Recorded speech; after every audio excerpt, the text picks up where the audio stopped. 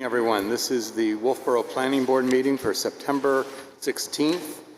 The planning board members here this evening. To my left, we have Vaughn Dugan, Peter Goodwin, Roger Murray. To my right, we have Steve Webster, who's the vice chair, John Thurston as the representative for the select board, Nancy Wiley, Kathy Barnard, and Julie Jacobs.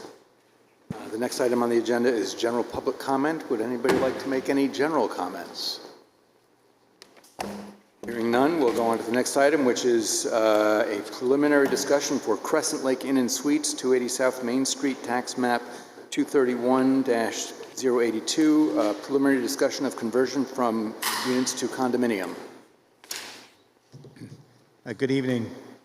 My name is Randy Walker. I work for the law firm of Walker & Varney here in Wolfeboro. I'm here tonight representing 280 South Main Street, LLC, which owns the Crescent Suite Inns, which a lot of the older people on the board will remember as Bailey's Motel, and but behind Morrissey's front porch.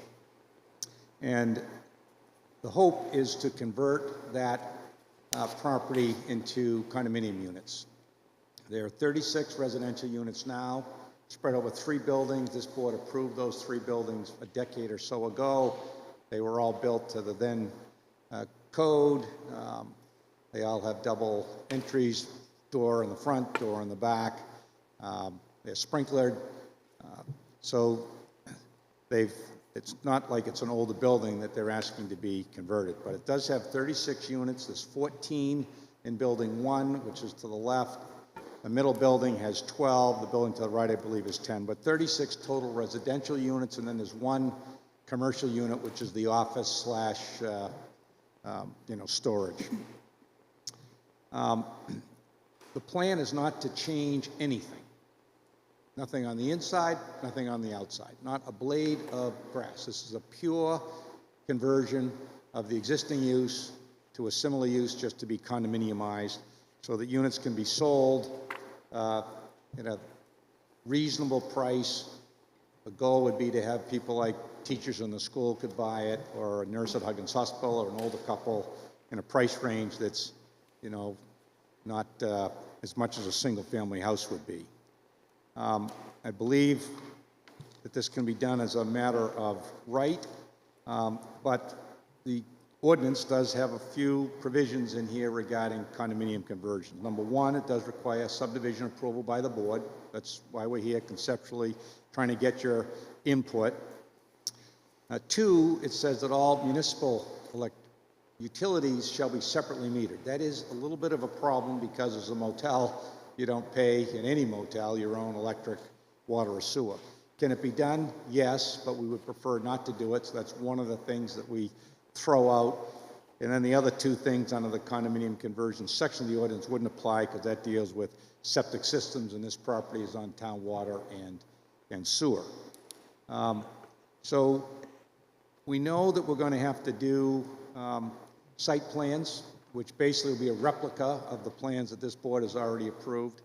We'll need to do floor plans for the units, and then a condominium declaration. And one of my questions is, does the board want to see the condominium declaration, or do you not care and we just do it on our own? But if you do require it, we'll submit one with the bylaws and association formation.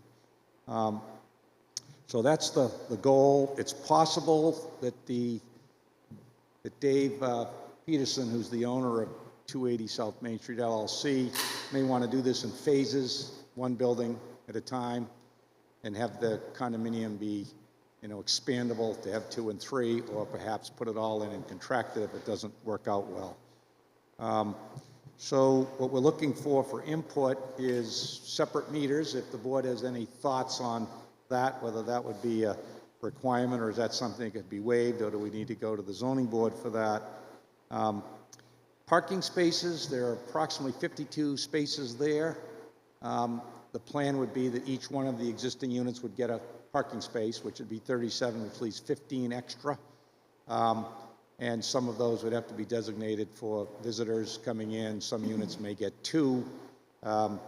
But there's 52 now, and if you've driven by that property at any time year-round, there's never issue with parking. You know, there's not people parked up the sides of the driveway, and people just come and go. Invariably, it's just one car per unit there when people visit.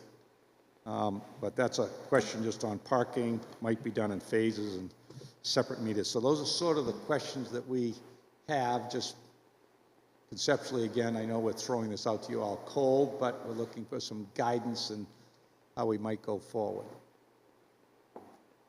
Randy, could you explain why you believe that you should be exempted from the separate utilities? No, Okay. it's clearly in the ordinance, you know, it's there. I don't know why that was put in specifically. You know, this building is not set up for that. I think Piping Rock Motel, which was a similar condominium setup, I don't think they're separately metered, but this section could have come in after that was done. I think our office did that back, you know, in the late 80s maybe. But didn't know what the board's thoughts on that were, but if it has to be done, then it has to be done.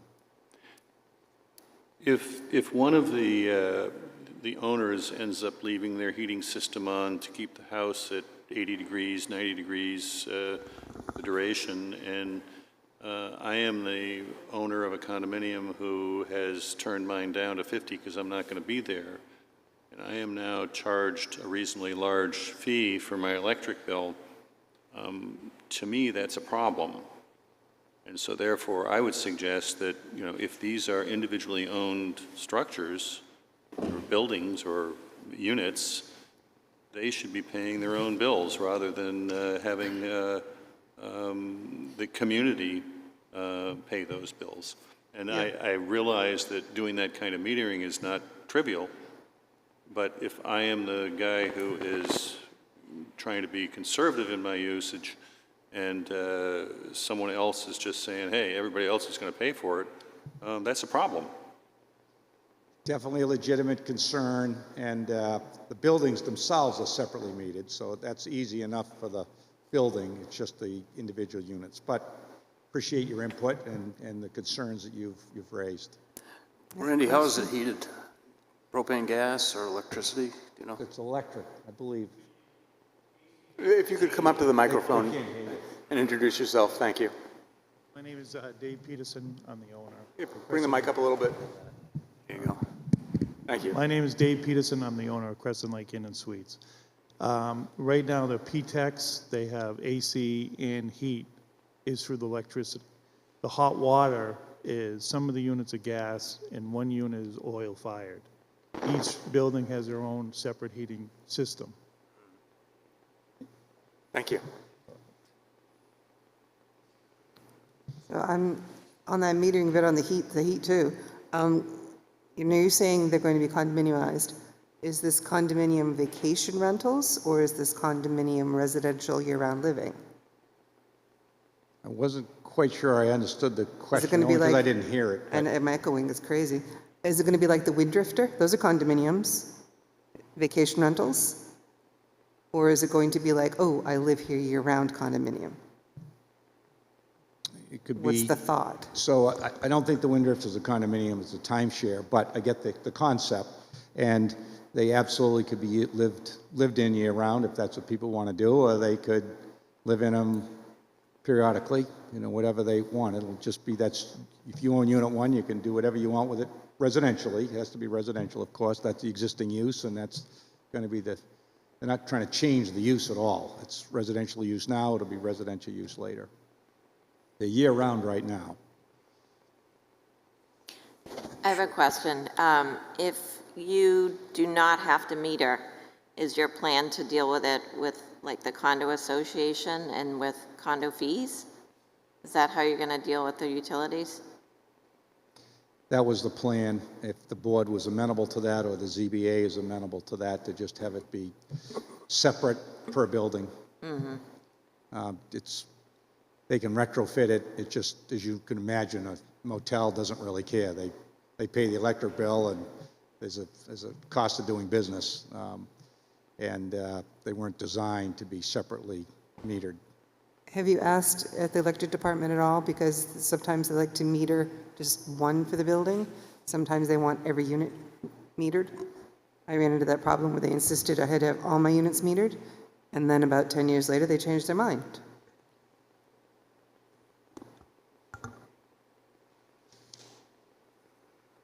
So the ordinance says that all municipal utilities shall be separately metered, and I presume that that means per unit, but it could be per building. You know, I haven't taken a hard look at that definition, but that's sort of one of the questions that we have for you. Randy, I'd suggest that you visit with the head of the electric company and the water department. There's discussions about net metering for different reasons, but they can enlighten you on that.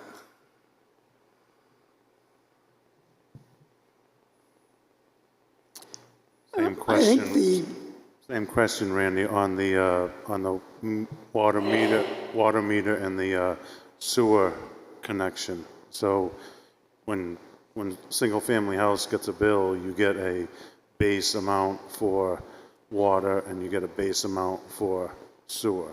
So to Kathy's question, is that going to be, would that be the condo association would pay each one of those base fees?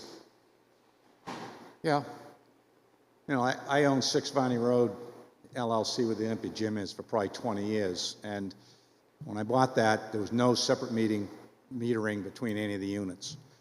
And so I put in separate water and sewer bills for all 7 units, but the town wouldn't bill 7 ways. They would only bill one for the building. And so I had to sub-bill myself. You know, the town would give me a bill for the building, which was perfectly fine. And then I could read on the meters, you know, unit 1 had used 10%, and this had done 20, and we just allocated the bill out that way, which, but all the units are the same size, roughly, and the buildings. So an equal apportionment, despite Peter's legitimate concerns. Some people are going to say, well, unit 1, they take long showers, you know, and unit 2 doesn't. That's, which is, I presume, why that is in there. Again, it's not a deal breaker either way. It just, as you can imagine, will cost some money to have to separately meter those 36 units for those. So say you have a meter that you control in each unit, then you know that there's 36 units, and each one of those units is going to be billed for a monthly water and a monthly sewer. Yeah, or quarterly. Yeah, well, it's monthly now. Oh, my wife pays that bill. I think whether or not they're separately metered or metered all as they are now, I think that's a business decision. I think from our perspective, if you decide to have only not separate meters, then you would need to go to the Board of Adjustment. And do the units currently have kitchens in them? Kitchenettes is what I think Dave calls them. So they do have cooking facilities, you know, there. It's a 2-burner stove, you know, as opposed to 4, but people can cook in them. But you're not talking about changing any of that, Not changing anything. Just what you go there today, that's what you'll see. That's what would be sold in a perfect world. So where's the egress on the second floor? So you've got staircase going up, you know, front door, you go in and out, and then there's a back door that goes out to a landing. No stairway down, but a full-size door, both front and back. So how would you, so how, if those areas were blocked off and there was a fire, how would a person get out that unit? Just like they would today. Jump off the balcony, throw a rope ladder down, wait for the fire department. But there are 2 doors. It's not a in and out. But they're not trying to change anything. That's code compliant now. It was built that way for more transients, and when people come and go, you would think that would be a greater risk than if you own your own unit, you get a better lay of the land. But there's a full-size door, not just an egress window, a full-size door on the back, on the second story. when the present setup was changed from the Lake Motel, were there any conditions on any approvals that would impact what you're proposing here? Sorry, Roger, I'm not hearing you well. When this was remodeled into the current Crescent Lake Inn and Suites from the Lake Motel, were there any requirements in those approvals that would impact any of what you're proposing? Great question. I don't know the answer. I haven't looked, but my belief is no, but we'll definitely check, and I'm sure that Bill will check and the board will check.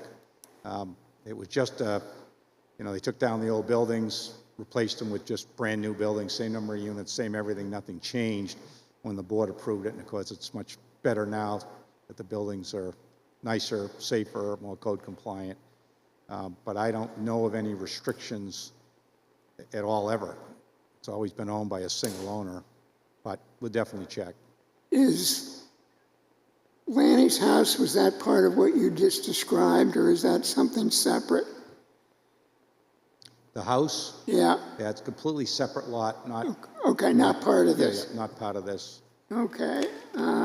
I think under the ordinance, and I didn't check, but I think you need one parking space per unit plus what, one for every 3, something like that. Yeah, I believe that they'll be able to comply with that. Again, they've got 52, so I think we're all set there. But we'll do the math. And I would like, well, actually, I don't want to see the condominium documents, but I think you should submit them. Be delighted to. So are these all studio units, or are they one bedroom?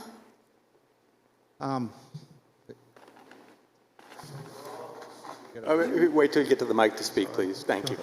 They're all studios. There's 4 units that have 2 adjoining room. So they're both studios, but one has 2 queens, the other one has a king for families. So there's 4 units with, that's double the size, and then everything else is studio. So there's a door between? Yes. Yeah. And does it have an occupancy limit per unit? I don't know I don't know that answer. Well, there's only 5 can be in a room. 2 adults and 3 kids can be in a studio when I rent a room. So there really can be, I think we've got 7 in the adjoining rooms, the most you can have. And I can follow up on that a little bit. It will be our plan to restrict the amount of people that can occupy a unit at some level. I don't know what that number is, but we did plan on putting a cap on it so you couldn't have a party of 20 people in one of the rooms. That's clearly not going to, doesn't work now, won't work, going forward. I have a question about the parking. So you said you have 36 units and 52 spaces. Yeah. Is there a plan to offer up any additional parking space if someone wants to pay for a second parking spot? Yeah, so absolutely, yes. The key is to, number one, make sure that we're compliant. Again, I believe it's just a straight conversion. So even if we were short, I think that we would be okay. But I believe there's more than enough spaces to meet our ordinance and have extra. And some of them will probably, again, I didn't do the math, but we'll have to have some visitor spaces just in case somebody visits. But the plan would be for somebody that would like a second space, if they'd like to pay for it, then that would be something that they would consider, or lease it for that matter, however it might work. Yeah. And I assume there's no storage, no basement, no attic, and there's no garage. Correct, and correct. So the tax card says something about basements.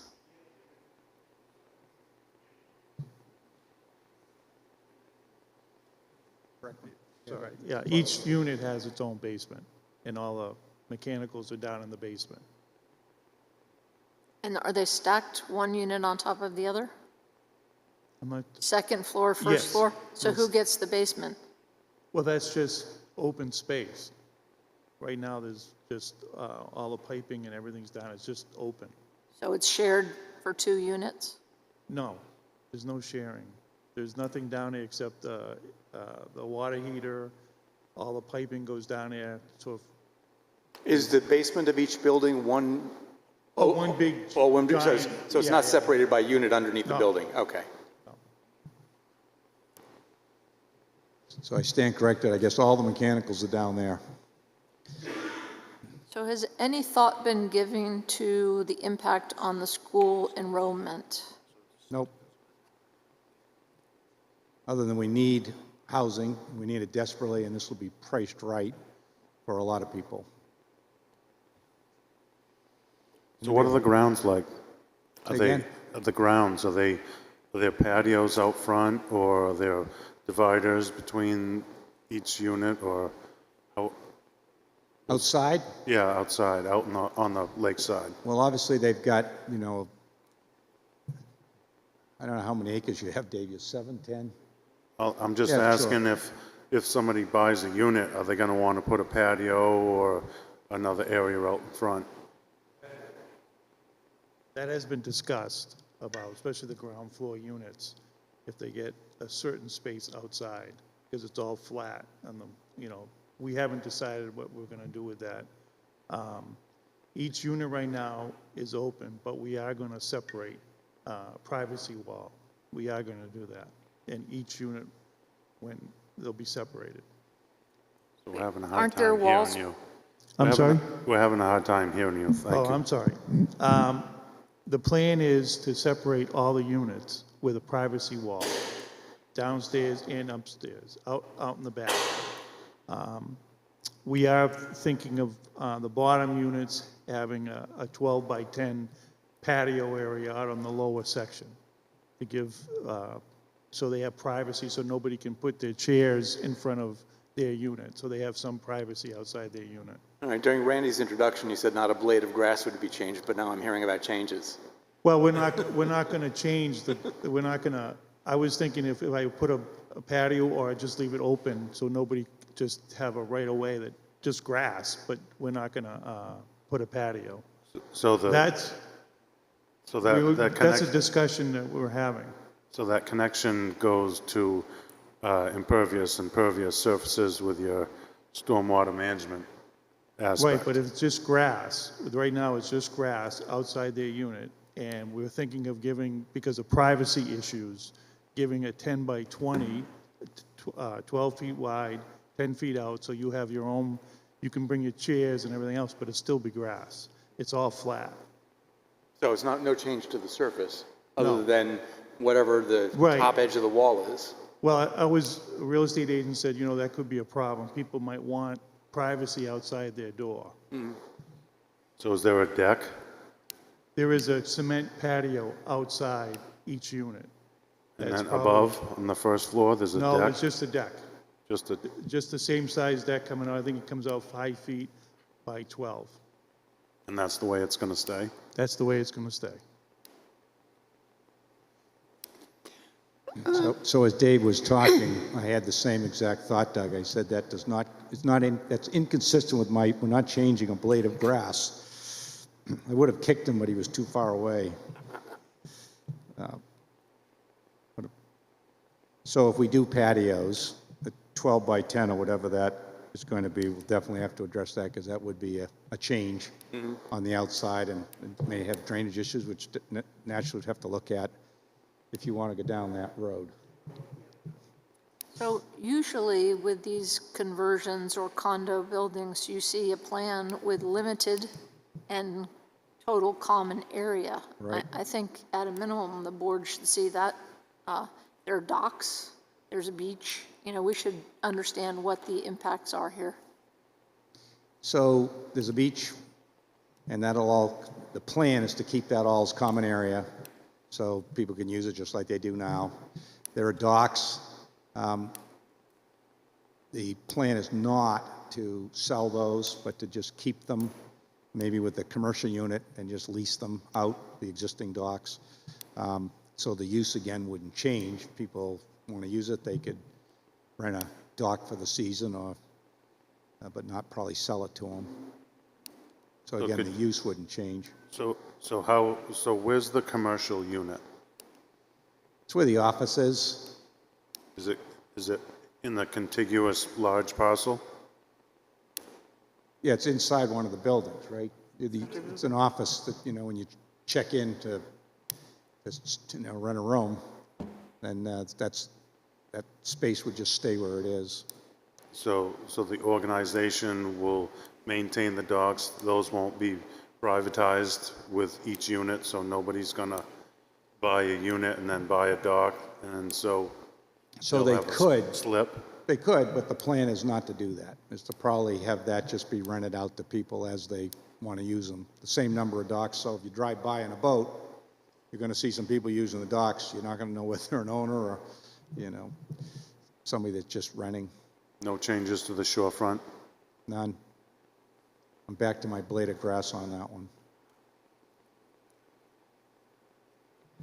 Any other questions from the board? Yeah, I have a question.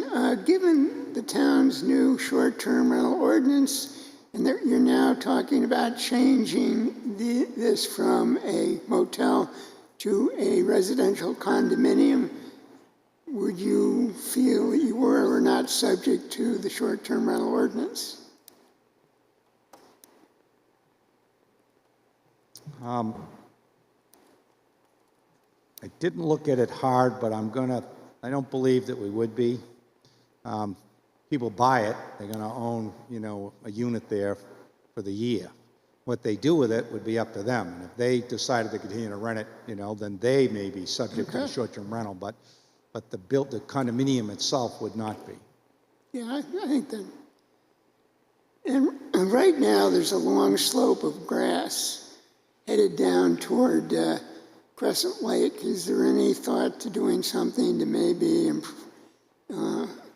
improve the treatment so you have less stormwater runoff?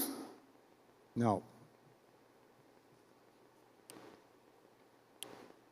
So one more good question here, Randy. So when you start to sell these off, you're the owner right now. When does the organization own itself? How many units do you sell off before the organization takes over itself? So that's defined by the condominium statute, RSA 356B. I don't remember what it is off the top of my head, but whatever that statutory requirement is, that would be followed.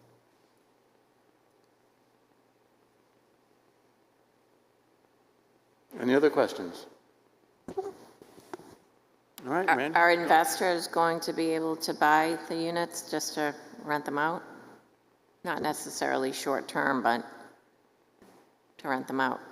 If they wanted to, it's being rented right now, like we'll just say some of them 52 weeks a year, so that may, if anything, I suspect, and this is just supposition, that the usage will go down because owners will occupy. Some people may want to continue to rent it just like the hotel does, and if they do, that would be their prerogative. So if anything, I suspect the usage, the number of people, different people coming and going would be less. Fewer transients. Say again? Fewer transients. Yes. Yeah. Any other questions from the board? All right, Randy, thank you. All right, so just to sort of summarize one thing, one of the things I gathered was separate meters. We're going to have to comply with that. We'll go to the ZBA, so you were pretty clear on that. And if he does want to do patios out back, we may have to look at the drainage impact that has. So that's fair enough. And Roger wants documents, fair enough as well there. We're going to do them anyway, so happy in case you see something you think we could improve, we'd be delighted to have your suggestions. Other than that, I think that got a pretty good handle of where we need to go, and we need to get some plans and floor plans done up and figure out how Dave wants to move forward. So appreciate your time. Thanks very much for getting us in. And I think plans demonstrating where the limited and common areas are. Yeah, Yeah. that'll be required on the site plan for sure. As to what that, I suspect that most of the property will be common area, and that the units will have some limited common area probably out back and a parking space that'll be designated Unit 1, parking space 1, Unit 2, parking space 2. Do you And foresee I do want to thank Joe future, for getting us in so quickly as well. do you foresee future development on that site? expansion. Could there be? Yeah. If there was, they'd have to come back before you, and there is no plans by Dave to do that, just to take what he's got and convert it. Thank you. But a good suggestion, John. We might take a look at that. Maybe we could get a fourth building in there. All right, thank you. Thank you. All right, the next item on the agenda is a continued public hearing for Atwell on Elm site plan review to construct 7 parking spaces at 14 Elm Street, tax map 204-008, case 2025-001. This is the public hearing continued from most recently from August 5th, 2025.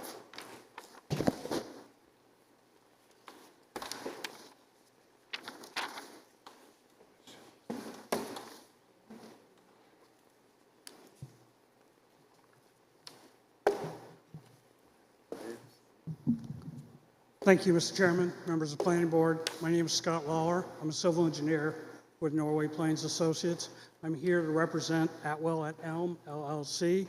With me here tonight is Carrie Webster, the co-owner of Atwell at Elm LLC, as well as attorney Roy Tinsley, representing Atwell at Elm LLC.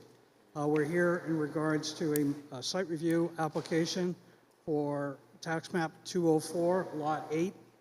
It's a .036 acre parcel. It's located in the Shoreland Residential Zoning District. There's 2 structures on the property. There's an existing house and there's an existing commercial business. The application in front of the planning board tonight has to do with the commercial building. More specifically, the proposal to add 7 additional parking spaces. Can you pull the mic closer? Sorry.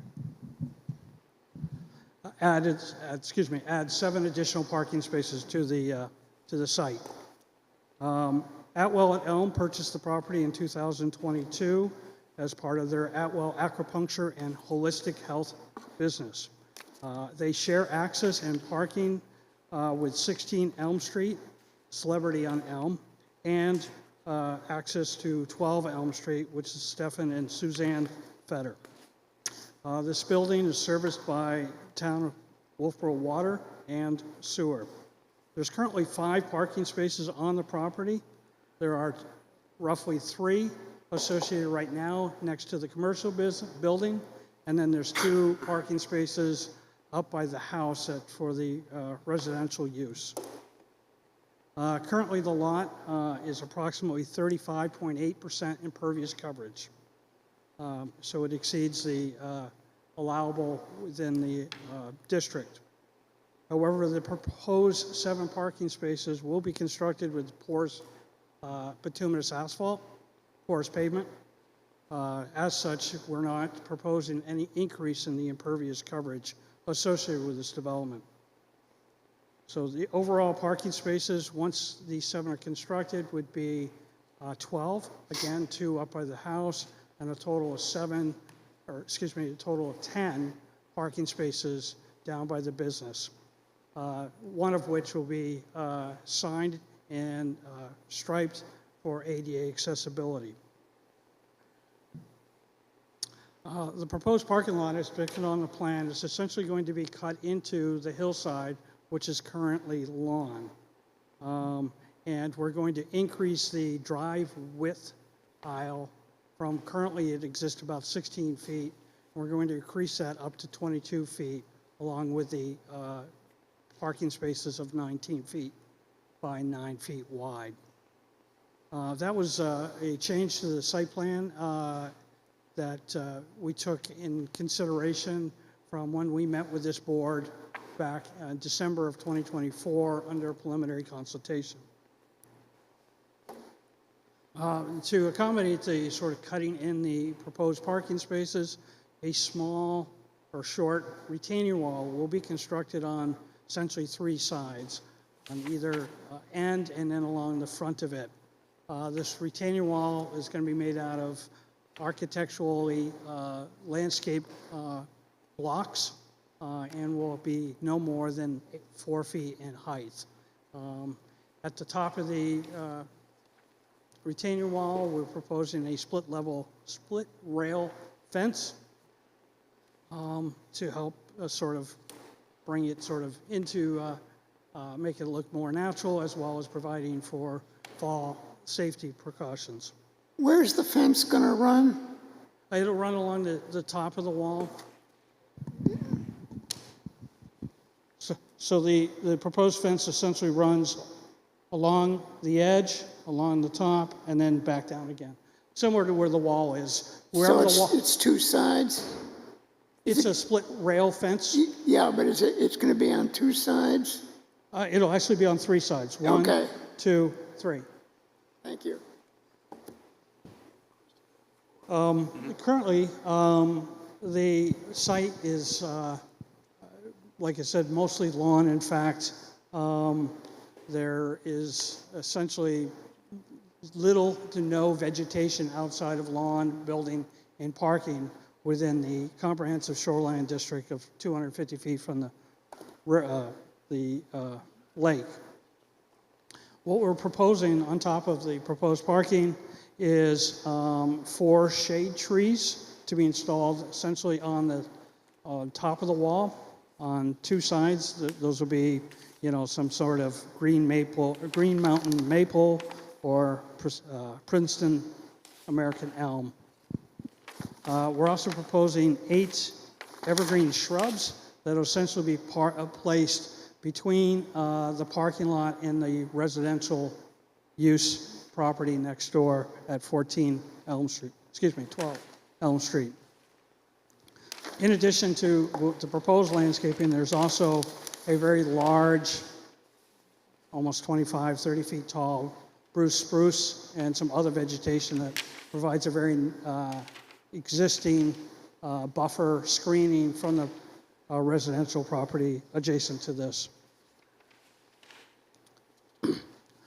This site, this application was presented and was granted variances for the Zoning Board of Adjustments on September 8th to allow for the expansion of a non-conforming use for the additional parking. It also received a variance on the same night to allow for a proposed parking within the structure setbacks. And lastly, it received a variance to allow the lot to have less than the required 25-foot of unaltered state between the 50-foot from the reference line and the 150-foot from the reference line. Currently, the parcel has 0 unaltered state within that range.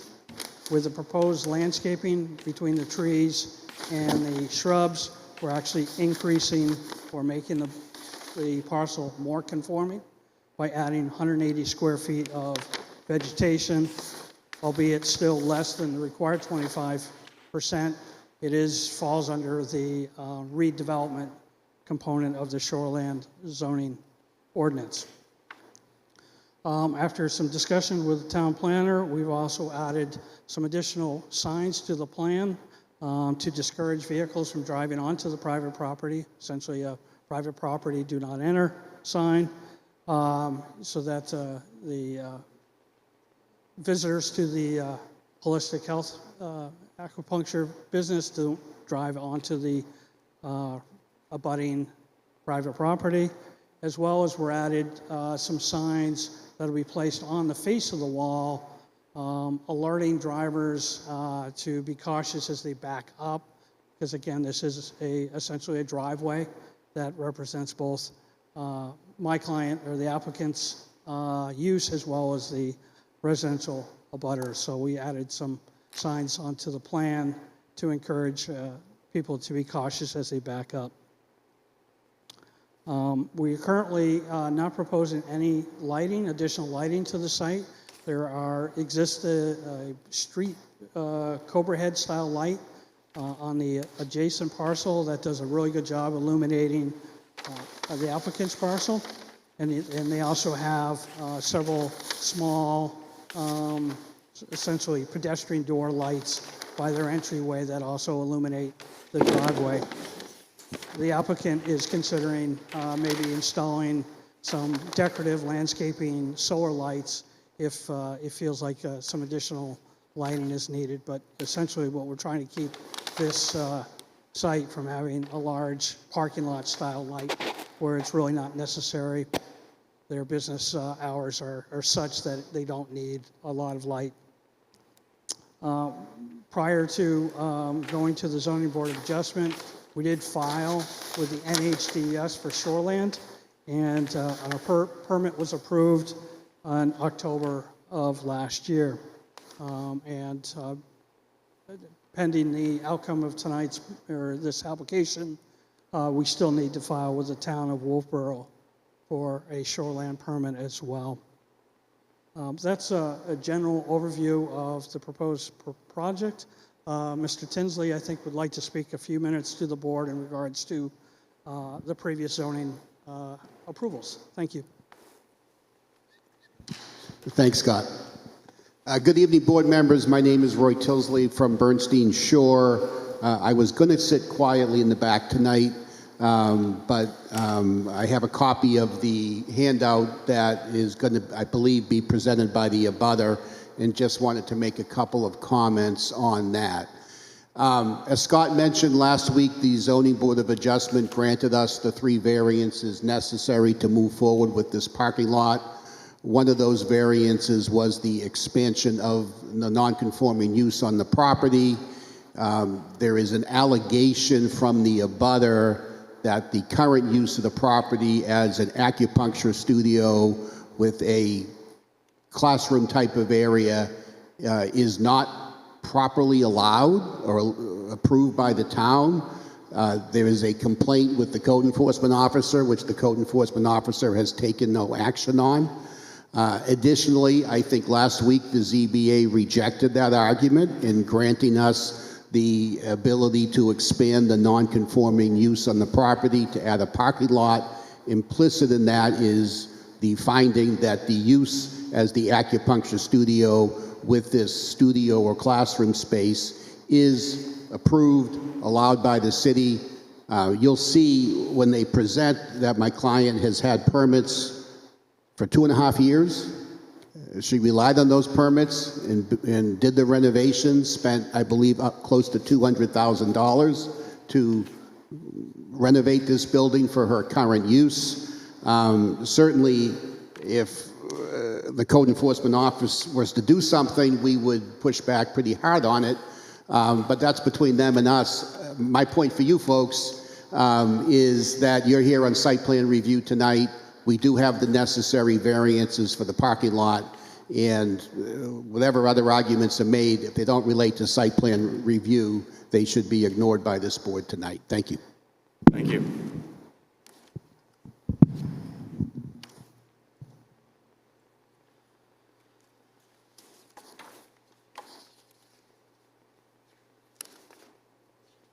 Any further comments from the presentation? No? No, Mr. Chairman, thank you. All right, thank you. Any questions from the board? So on the plan, I see 2 sewer manhole covers. And I wonder where's the storm water going? Currently, there is no stormwater management on site, with the exception of there's a small drain that picks up some stormwater that's coming down the existing parking lot and then turns essentially 90 degrees and runs along I guess that would be the westerly side of the building and discharges that direction. The proposal by adding porous pavement, is that the stormwater from that pavement gets treated below and infiltrates back into the ground.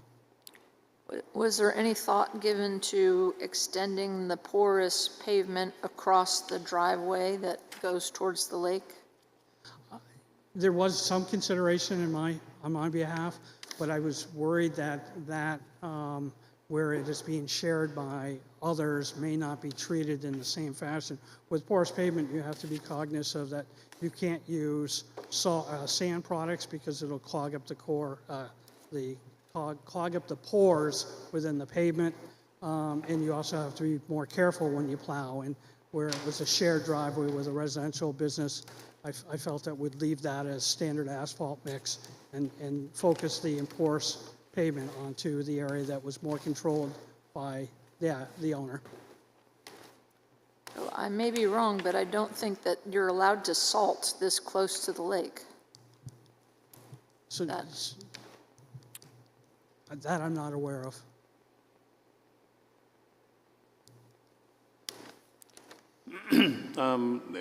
You have here impervious or pervious bituminum asphalt pavement.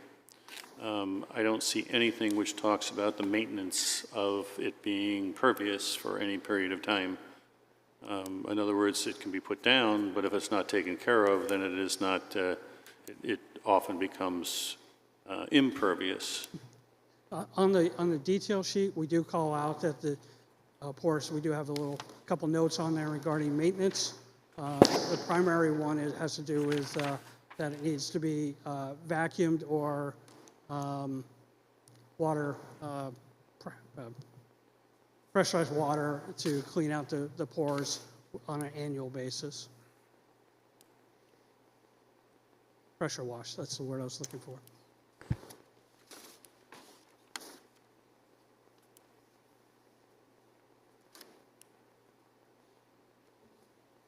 Right here. So, thank you for doing this. I know this has been a tough site. I know that the percentages are over. I do have some questions about porous pavement. We've seen it at Meredith Village. We've seen it at the high school. It really is a product that if you said it was gravel and you said gravel doesn't have infiltration, the aspect of porous pavement has binder and so forth in it, and it's really, I'm not really convinced about the product. It's not really, over time, it gets compacted, it gets squashed together, and I was wondering if you gave any suggestions to the type of surfaces where you have the block and you can drive on it, and then the aggregate is underneath of it, so you can actually get faster infiltration, because you are close to the lake here, and if you, that's my first item. The second item is this area straight ahead. You've got wall all around it. There's really, I don't really see a snow storage area, and how you're, I mean, that's going to be pretty difficult. You're going to have to push in, then you're going to lose half of your parking spot if you get a big one, and then your lower area next to the building, you've got a snow storage area, but right there where that snow storage area is, it falls off right off over the edge and then goes right down into Back Bay. I'll start with that one first. I don't know why you don't reverse the snow storage and move it out towards the road higher where the woodland buffer line is, off that backside, so you're actually coming in and you're pushing the snow out away from the lake.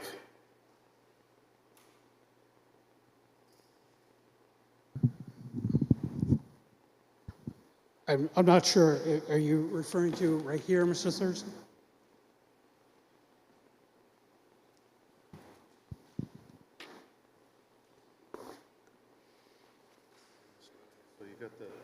Talk into the mic. So this is where you have the snow storage, right here at the south side of the building, and the people are going to come in here, and then you're going to push it, and then once it melts and goes over the edge, and if there is any salt, you're right in the greenery right there. So I'm asking why you couldn't designate this area out here. It would get it further away. Outside of that being on the abutter's property, they could talk with the abutter, who to this point has been nice enough for them to share parking for the last year and a half. So I'm sure they can work out a deal. I know there's a lot of places in town where there is not much area for snow storage, and the the applicant, the owner, is very aware that they're going to have to, look at means of having the snow removed. So back to the, so they do own that property, don't they? No, or no? No. Where the pavement is shaded to essentially is the property line. Okay, So I get it. they're a middle lot, if you want to say. So they're very limited. But those parking spots do go with that, No, they don't. no? They don't.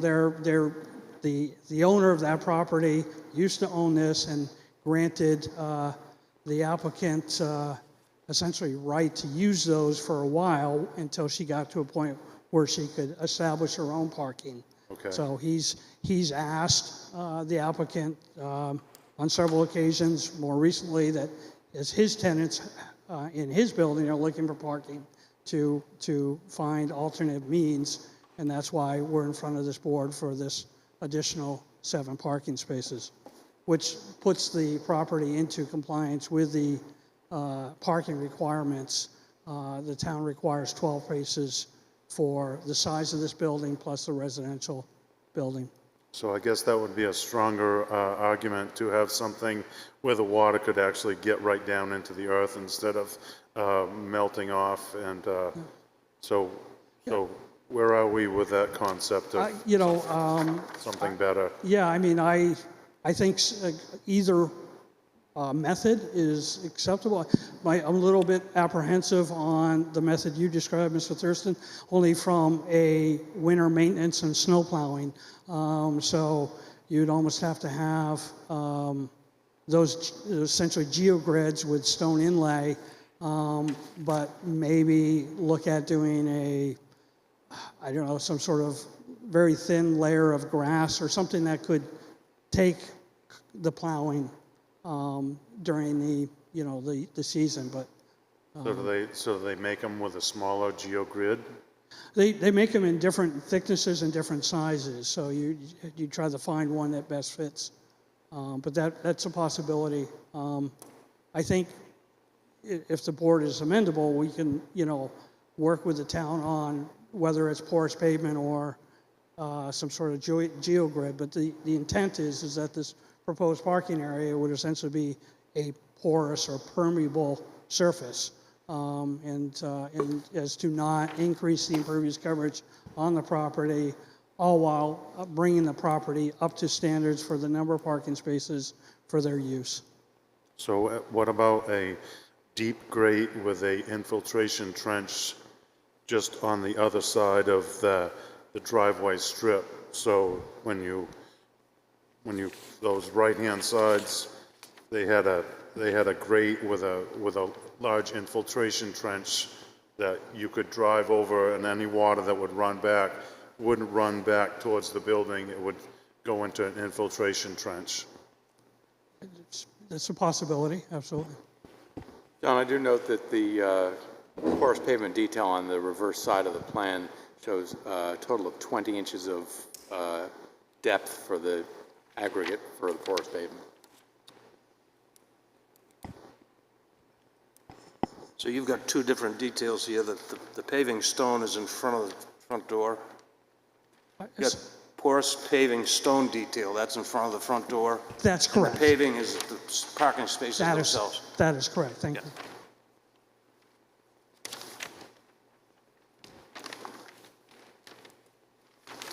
I'm now reading in maintenance notes, monitor the surface for sediment buildup and remove any buildup to maintain pavement permeability.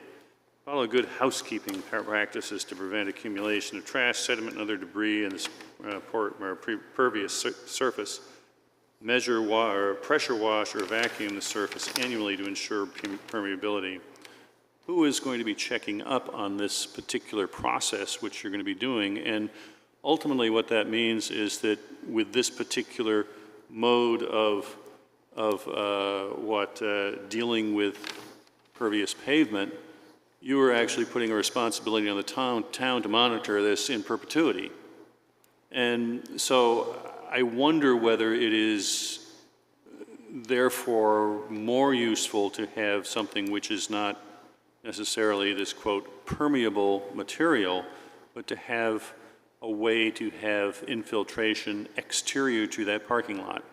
And it's one of these things where, the town, 100 years from now, is going to have to be monitoring that.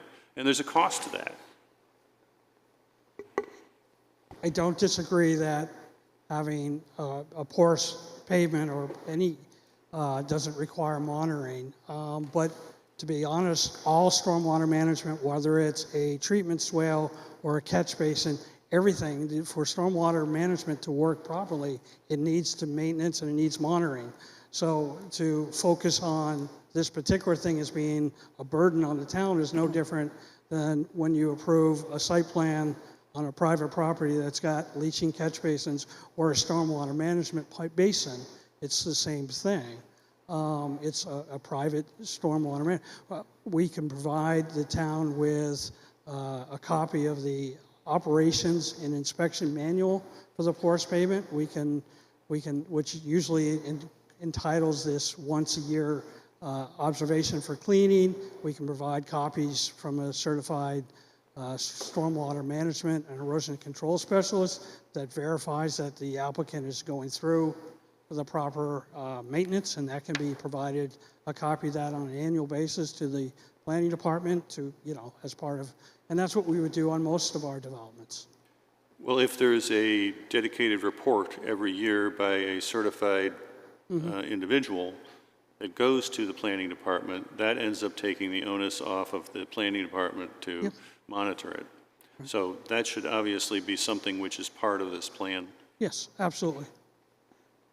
So to get back to Doug's comment about the material, if you look at the porous pavement detail, you got 4 inches of porous pavement, then you've got this stuff called the choker course, which is, it's probably a 3/8 aggregate or something of that nature, just enough to strengthen the porous pavement underneath of it. And then you've got larger size aggregate, which,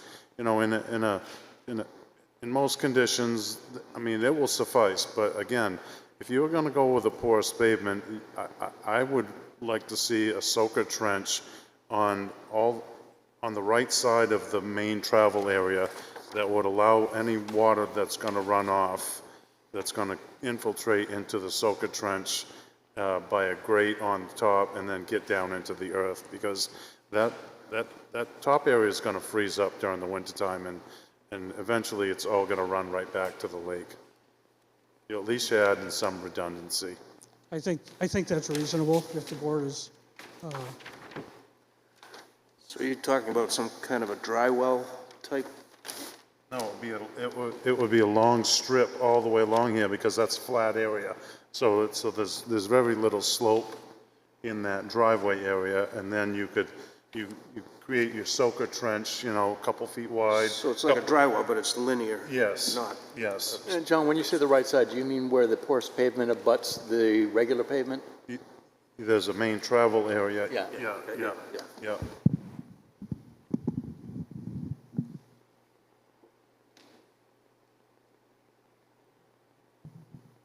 Okay, if we're done drainage, can I go on to lights? Sure. I don't like the solar lights. There's solar lights across the way from me all night long, all winter, because they're solar. If you can have solar lights that are motion sensitive, that would be good. And every time that you have a light, right there on the bay, shining continually, it's not doing the fish any good.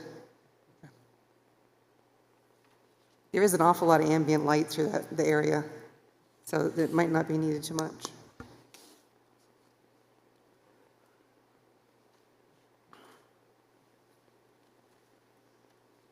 And one other odd thing. Are you sure you want to put in full-size shade trees right over that little parking area that's going to be leafing out and then falling leaves and then falling into the pervious pavement? And just an idea. And maybe you might want to stick with taller bushes farther up on the lawn and a nice rail fence, and that would go with the house, because that's really residential. We added the shade trees because the town of Wolfeboro's site review regulations talk about having a shade tree next to a parking area. But the applicant's more than willing to adjust the proposed landscaping to whatever the board feels is appropriate.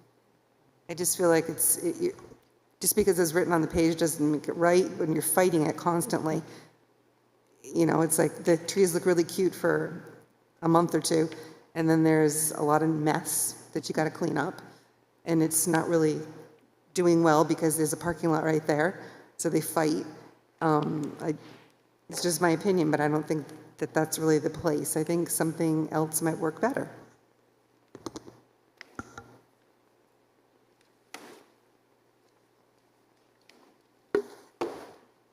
Any other questions from the board? Yeah, I'm having a hard time finding the solar lights. Where are they? They're not depicted. It was something that I was discussing with the owner as a possibility to, if the board felt that there was inadequate light, based upon the existing lights that are there today, that she mentioned that she'd be willing to put a couple of small solar lights. And again, they're low, something low to the ground. They would be on top of the wall, but low to the ground. But if the board feels that that would be too much light pollution, I'm sure the owner is amenable to not putting them up. Well, motion detected while you're trying to get to your car, it's really nice. Yeah. You know, with the 10-minute limit. So when people leave at 6 o'clock at night, they're off. That's good. That's a great idea. Thank you. The conditions, I think, of the grant of all the variances state that they either should have lighting on the building and ground lighting or bollards, and it was not clear to me from what you said whether that's been complied with. That is a condition of the grant of the variances. All right. So there is currently lights on the building. Like I said, by each doorway, there's a couple of wall sconces.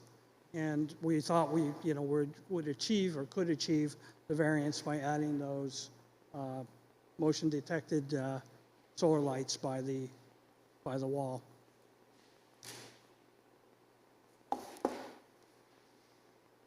Any other questions? Bill?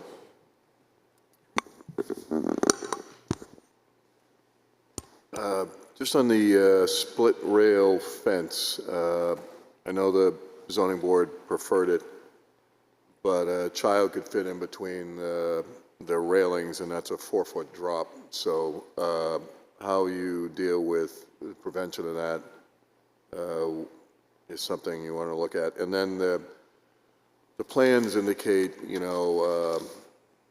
sort of cross-sections of shrub and tree planting detail, but what actually is going to be planted here?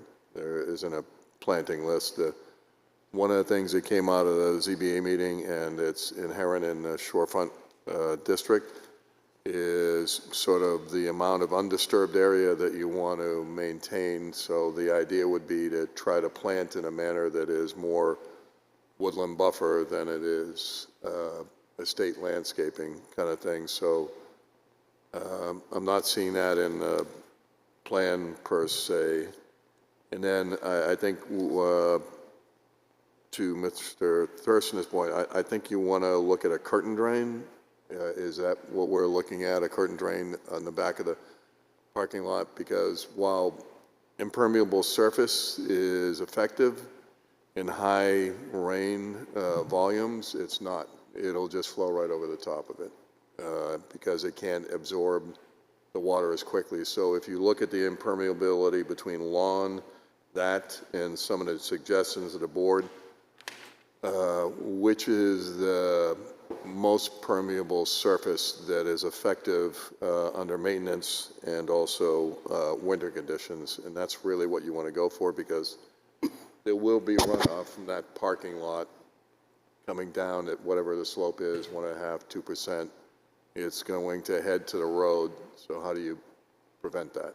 Because even though there's impermeable surface, good rainstorm usually doesn't catch everything. That's all I had. Thank you, Bill. Welcome. Any other questions or comments from the board? All right, I'll make a motion. I guess I do, because Bill has suggested some kind of a drain because the water flows over the permeable surface.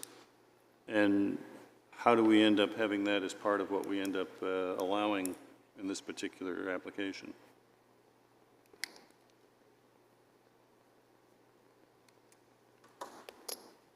Well, I guess the question is whether or not we do allow it. Yeah. But it is not there right now, and what he states is a real issue. And perhaps in between the cleanings of this with pressure washing, it's not going to be as good at being permeable as normal, or as optimal. And so I think that there needs to be something that goes on with the water that comes off that area so that it is not just going straight into Back Bay. Is there any, Excuse me. sorry, is there any math type things that are lawn versus permeable pavement? Is it going to be any worse than it is right now with a lawn with a hill? Than putting in some flatter spaces with pervious pavement? Is there any math? Which is not my forte. There is math. It's the width of the drop-in point. It's the depth of pore space that allows you holding capacity and which allows it to deepen down into the earth when you've got 6 inches of frost already on the ground. You're subterranean, that concept. So if you did the math, the length of this table, 2 feet wide, 2 feet deep, that's your displacement. So is it going to be a better No, I understand your thing question, being Julie. paved? I think what John just described is the infiltration capacity of whatever measures are put in. But I think Julie's question is, how does what's proposed here compare to the current state, which is just lawn? Is what the porous pavement going to be the same, less, or more permeable than the current grass that's there? Well, grass doesn't serve the function of a parking area either. No, I understand, but I think Julie's question is to question. We're talking about runoff. Yeah, we're talking about runoff. So is the not runoff going to be any worse by having the parking spaces there, the way that we've been talking about, than it is currently now with nothing? Well, I'm looking at the plan that they're putting in front of us, so I don't know what the on-site conditions are right now. I'm looking at the proposed plan, and so I can't answer your question. Yeah, I'm just think thinking, one of is the it going to make factors- it better or is it going to make it worse? One of the factors to consider also is that the proposed plan has relatively level porous pavement as opposed to the relatively steep incline of the current grade, because they're talking about digging out up to a 4-foot deep wall. So it's pretty steep runoff at the moment.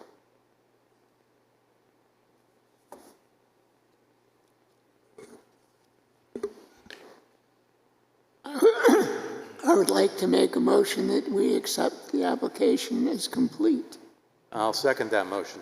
So would that be with a drain?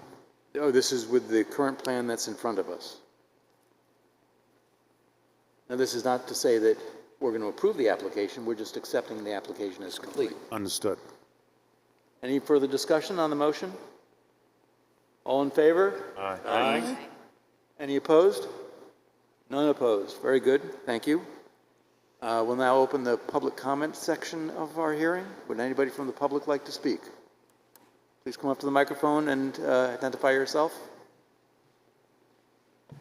Hi, everyone. If you could bring that mic right up to you. Yeah, I think I'm gonna have to. You gotta be really close to it.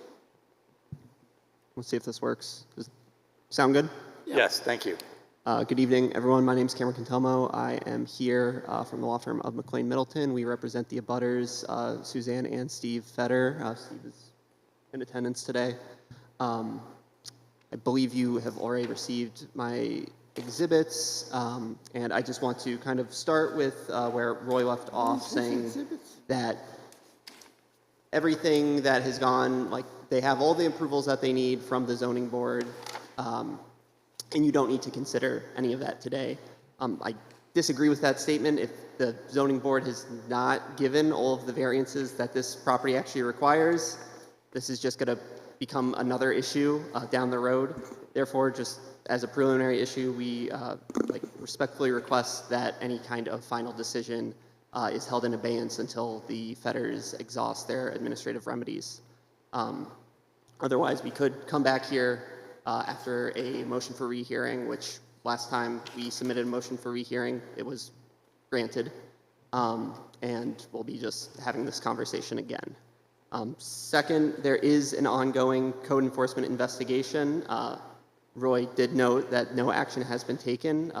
That doesn't mean that we have not corresponded with the code enforcer. Currently, I believe that there has been some turnover in terms of code enforcers over the last few months, so we've been pretty patient with getting a response from them and have recently requested that we have a final response just so we can put an end to this issue. If I could interrupt you for just Absolutely. a moment. It occurred to me that I neglected to complete something earlier. Julie and Kathy, could you sit as substitutes here for this hearing? We don't have a full board present, is that right? You have a full board? Do we? Yeah. No? Oh, I'm sorry. I apologize. Thank you. I was counting wrong. Go ahead. I'm sorry for the interruption. Of course.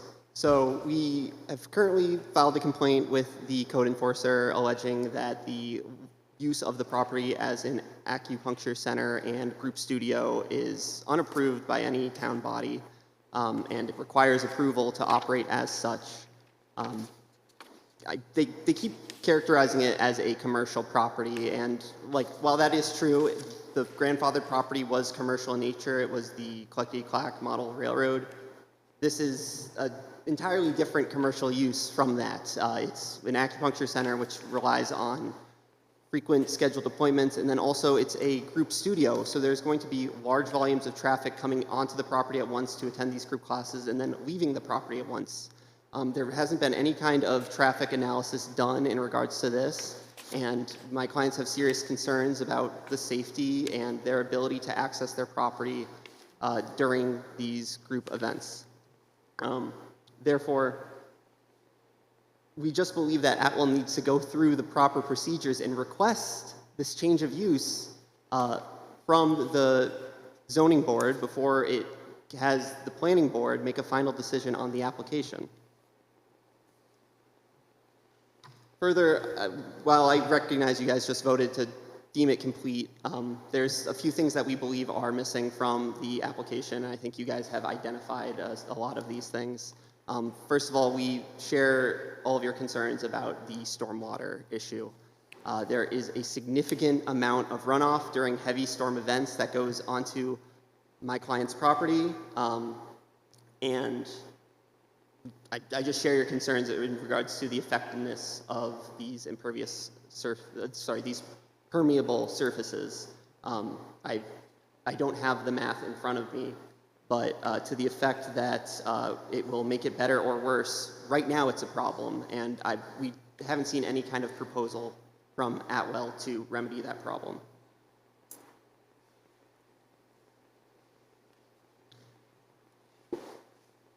So, again, just to reiterate, the Fetters fully intend to submit a motion for rehearing. This has been a very rushed process with this going in front of the ZBA, them granting approval for 3 of what we would say are the 4 variances that are required for them to really have a completed application here today. And just because of that, we respectfully request either you deny the application without prejudice at this point, or hold any kind of final decision in abeyance until the Fetters have finalized all of their remedies. All of that being said, the Fetters do wish to have certain conditions imposed in the event that the board does grant or approve the application today. Again, current plan, it's not very clear how the drainage is going to work. Right now, during heavy storm events, a huge amount of water goes alongside the building side of the property and ends up in Back Bay. I don't see how this site plan will really remedy that in any positive way. And the planning guidelines specifically requires the design of stormwater drainage systems to provide for the disposal of stormwater without flooding or functional impairments to streets, adjacent properties such as my clients', downstream properties such as my clients, or vegetation. Therefore, prior to any construction phase, we respectfully request that either some kind of stormwater analysis is conducted or just a clear stormwater plans are submitted to the board for approval.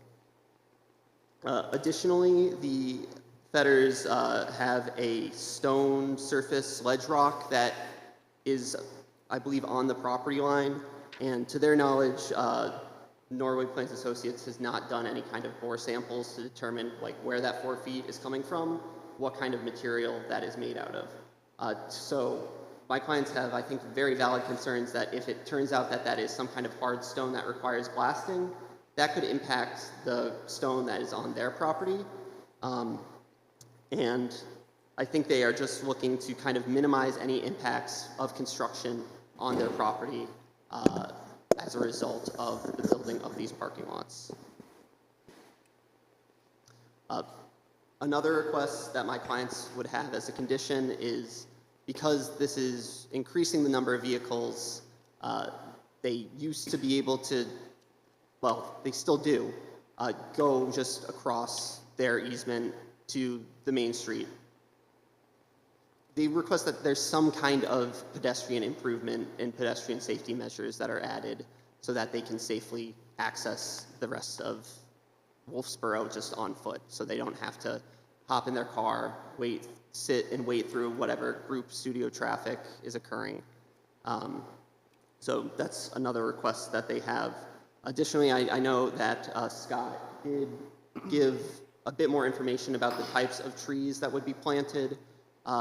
We want to make sure that whatever like species are planted are both suitable for the environment, support the character of the neighborhood, and just provide an adequate screen. So we think any condition that would be added would need to have some kind of height requirement for the plantings and some kind of age requirement as well.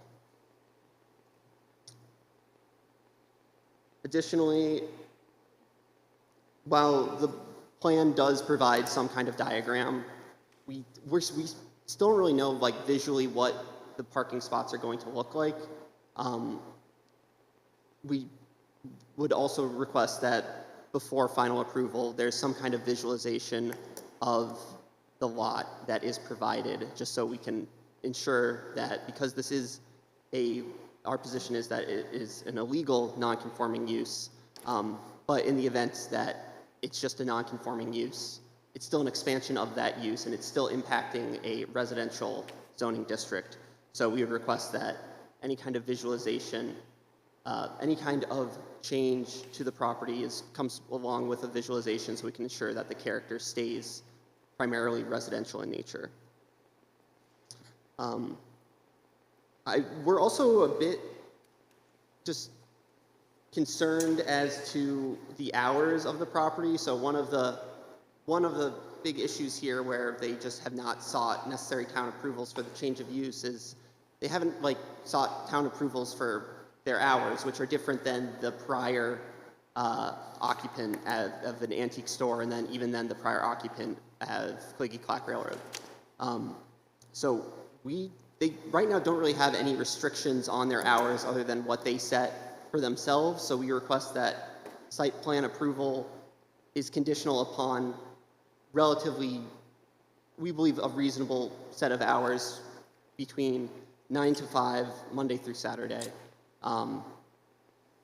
That is greater than the hours of the previous businesses, to my knowledge. Most of them closed at 4 at the latest, and many of them did not operate as full business hours. So this is another just expansion of the use of the property. And then finally, outside of that, we just request that there is a significant amount put into escrow to ensure that, I know you mentioned how the trees will oftentimes interfere with these kind of retaining walls and things like that. We're just worried about tree die-off in the first couple of years, so we want some amount to be kept in escrow to maintain whatever changes are made. And I know that there is, in the town regulations, that financial surety of 10% is what you guys normally require. We would request 15. I don't know if that's within your authority to do, But we just think that with a project, with this site specifically, given how close in proximity everything is, there's a higher likelihood that there will be issues, and we just want to have the town account for that. I believe that's all I have for you today. I'm happy to take any questions, but otherwise, thank you. Could you clarify, just because I wasn't following it, Sure. maybe some other people weren't.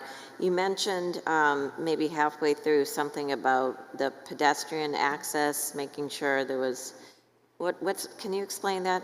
So currently that driveway is an easement that goes from the road to my client's property, which is along Back Bay.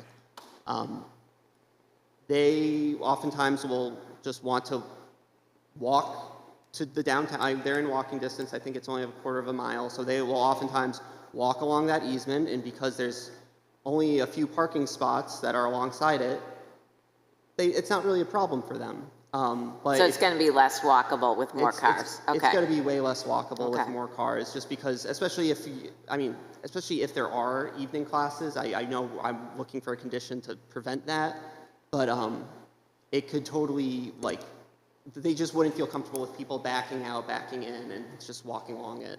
And then also there is the traffic issue of them, let's say they want to leave their property at a time when a group class is either starting or getting out. They can. It's a narrow driveway. It's not like they have anywhere to get around. Again, this is one of the reasons we will be appealing or asking for a motion for rehearing at the ZBA, but that's just a concern that they have and want to account for in the event that you do decide to approve the application with conditions today. Yeah, no, that's a good point. Thank you for the clarification. And then I have another question, and maybe you already said it, but in terms of the way the water runs now, is there runoff into your property now? Yes, there is runoff. Can you into explain the that a gutters. little more detail? Like what's Sure, I happening mean, now? Because you don't want it to get worse if it's already happened. I'm sorry, if you could take the microphone with you? Absolutely. Thank you. And so my understanding of the runoff situation is, so here's the Fetter's property. Most of it is along the south side of the building, I believe. Is that correct? Okay, yeah, so I mean, it just comes down the driveway on both sides, and it's pretty significant depth in terms of runoff. Like, I wish I brought photos with me today, but it is a significant amount of runoff. So can you hold on that thought? So do you Absolutely. think the upper driveway contributes to that water? I think all of this, like, pavement contributes. So both properties and both driveways contributes to this drainage problem. So it's really And- just water. And all of that- Elm Street. It's just a natural flow area, essentially, is what you're saying. Because if it's coming from the top area, they're dealing with the water that comes from somebody else's property, and so it's just a flow issue. In some sense, it's a flow issue. When this property originally went in front of the planning board in 1981, there were concerns about drainage even back then, and there was a request, I think, to install a culvert on this side of the building. I think that probably has helped to some extent, but there is still a drainage issue. So when you talk about a culvert really collects water and then it's a direct dump. So when you can spread the water out and it can slow it down in all these different areas, it kind of benefits the process of not concentrating the water as a scouring volume into that area. So I think you've answered my question. It's a flow issue. It comes from the other properties. I see Atwell dealing with the water themselves also. Yeah, I mean, it impacts all the properties in this, like, 3 parcels. I think it's important that the project does not make the runoff worse for And the that, homeowner. and that's our concern with Right. the impervious surface. Yeah, that's really important.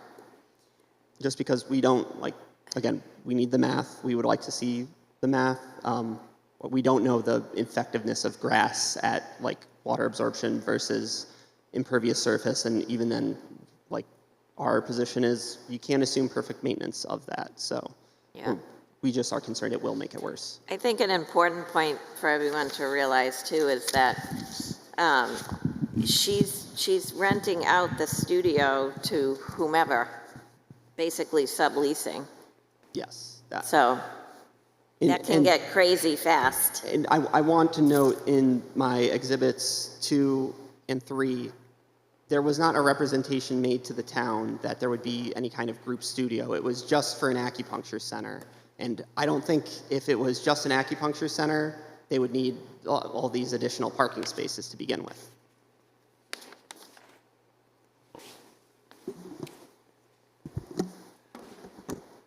Have there been formal complaints about this the past 2.5, whatever years she's been operating here? In terms of the use of the property, The use or the runoff, both? the runoff, there hasn't been any complaints. Okay. We're mostly just concerned, again, that this might make the problem worse. In terms of the use of the property, also not until there has been this proposed expansion, and that is because, again, when there's just a few spots there, it's not really a problem that is impacting my clients. Once you start adding 7 more people, I guess 7 more parking spaces, so it could be significantly more people than that. But once you start adding more people, then it does impact their life and does impact their ability to access their property. I'm just curious because we saw this plan before and we sent it back to the ZBA for the reasons that they heard this. And this is the first time that we've heard about controversy. And so we did raise the issue of the use with the ZBA, and ZBA members said that, oh, we're not hearing that today. That's like not our jurisdiction. Even though prior she had commented that, well, you need to get a change of use permit, next time do that. I don't think just saying next time do that is really sufficient to give them permission to do that. They need to go through the proper procedures and seek that change of use permit or variance or however the town issues it. Maybe you can explain to me better, but she's been operating there for all this time and there hasn't been an issue. She needed some more parking spaces, so we looked at it, felt that they should go to the ZBA, and they did. So I guess I'm not really clear on how this is unfolding. So they sought a variance for an expansion of the use. Our position is that to build the parking, they do need to seek that variance, and I think that that is appropriate step for them to take.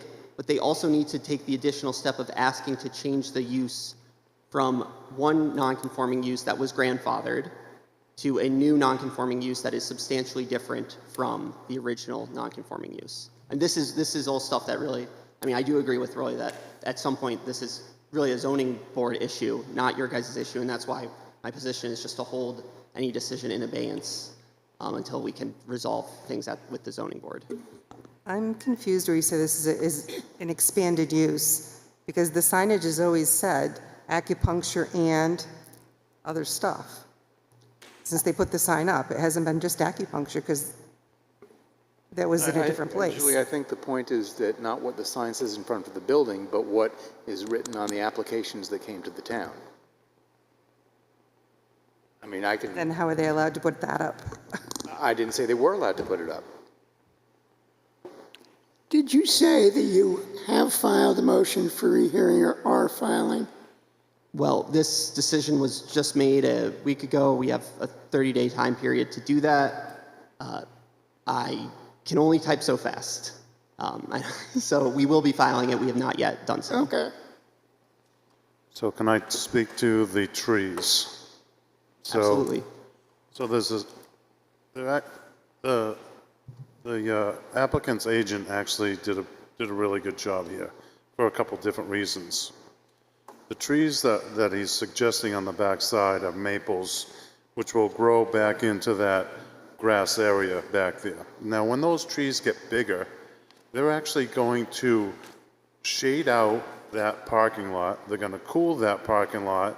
And actually, when it rains or snows, a lot less moisture is going to end up falling on that parking lot, which will end up actually reducing the amount of surface water to run off of that parking lot. As far as the lifespan of a tree, in the past, I know we, as a landscaper, you get no guarantee when you buy a tree. And so if I understand when we have an applicant come, we want that thing to be alive next year, and that's usually the best that we ask for. As far as the evergreen and the height, I think it would be beneficial to your client to see an evergreen that grows 7 or 8 feet wide and gets columnar and stays about 25 feet. It will actually be a nice screen on that side, to tell you the truth. And frankly, I did not know the tree selection like at the time of the start of this hearing, and I just learned what they were proposing just now. So, I mean, the specific trees he named, personally, I'm not a tree expert myself, but from what I know, my very limited experience in tree law, those are usually pretty appropriate trees. My only concern with the deciduous trees is, you only get the screen half the year, but that's, no tree is perfect. No, but they're actually going to add a lot of benefit to that parking lot. And again, when you have a tree that overhangs and then you see where it snows, that tree is actually absorbing all that nutrient and that water and keeping it from running off into the lake. So I have one question about the ledge that you talked about. Is that on the low side of where the evergreens are, right there on that side? Steve, could you give me a bit more clarity on that, if you don't mind? You can come up to the microphone. Yeah, I'm Steve If Fetter. could you identify yourself, please? Yeah, I'm Steve Fetter, the homeowner. And the ledge that we have appears out our front door, which is the street side of our home. And so I don't know where the ledge goes. I see evidence of it in various spots in our front yard, which is, maybe 30% ledge that I can see. I just don't know. So how far is it from the parking lot to your front door where the ledge is? I'm guessing it's 20 to 30 feet. Again, I don't know how far the ledge goes. If it continues towards the driveway, I don't see it there. There's plantings there, so I just don't know, other than out our front door. So there's a couple different remedies that they would probably be using if the ledge crops over and dives, or if it's a roll down point, they would probably be pinning it with a pinner that would just break up layers of it, and they would get it to the subgrade. Any further comments or questions from the board? Yeah, could you point to where that ledge is on the plan there? That's going to be... Is it underneath your name?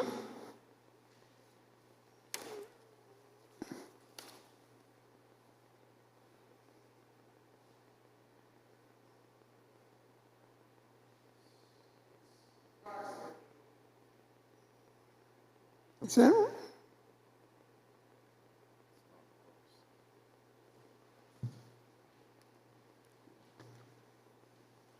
Is your client at number 12 Elm Street?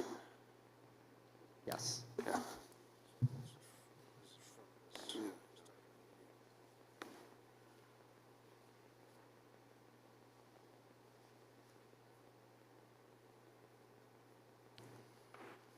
Any other questions or comments from the board? Yeah, I have a question. I'd like the applicant's attorney to address how RSA 670.66 would factor into this. We've been asked to, and if you need a copy of it, I have it in front of me. It's page 478. That's assuming we have the same version. Yeah, it looks the same color on the cover, but I mean, we've been asked not to take any action on this, and I would like to hear your interpretation. Well, This is, okay, so this is 676-6, which is an appeal to the board. I believe that this is speaking about administrative appeals of a code enforcement officer's decision to the Board of Adjustment. So if I was denied a building permit and filed an administrative appeal, the status quo is maintained. I'm sorry, the appeal of the issuance of a permit suspends the permit, but that's not what we're dealing with here. We received variances last week. Variances are not covered under RSA 676:6. If they file a motion for a rehearing, and if they then, after the ZBA concludes whatever they do with the variance request, go to Superior Court with an appeal, my client, like anybody with the variance, actually has the right to proceed at her own risk. So in theory, while we're off in Superior Court someday, you could build the parking lot, or you could build the building. Now, in 33 years of I haven't spoken to my client about this yet, so I don't know what she'll do. I'll tell you that in 33 years of doing this, I have never had a client who went out and started to spend the money to construct something when a timely filed appeal was pending. With that said, we have the variances right now, and I think we are entitled, once we go through the whole process, we're entitled to get a decision from this board. It wouldn't be held in abeyance. If there's a valid variance, my client could proceed with the work. However, if there were appeals pending, if she were to do that, she would do it at her own risk. And again, I haven't talked to her yet, but I know what my advice to her will be. It will be, get this done and get something final before you start constructing something that you may have to deconstruct someday. Well, that was my interpretation of the way the statute applied, but I, despite my best efforts, couldn't find it during the course of the hearing. Yep. But it would be your position that we could go ahead and approve this? Yeah, absolutely. And obviously, if the variances go away, we can't build it. So if we proceed at our own risk and we build it, and Superior Court says 18 months from now, sorry, the variances are not valid, we have to unbuild it. And that's never a pleasant thing to have to do. So, I mean, I haven't spoken to my client, but I know what my advice will be. My advice will be, if there's an appeal pending, let the appeal run and don't do anything, spend money until we know that we can do it and keep it. Thank you. Can I just address a couple other points? And I'm not going to go toe-to-toe here. But a couple points from my client. Number one, she was very clear with town code enforcement when she got the permits to renovate the building about the studio. That was not a surprise. The studio holds 10 people. 10 people, 10 to 12 maximum. This was fully discussed at the ZBA last week.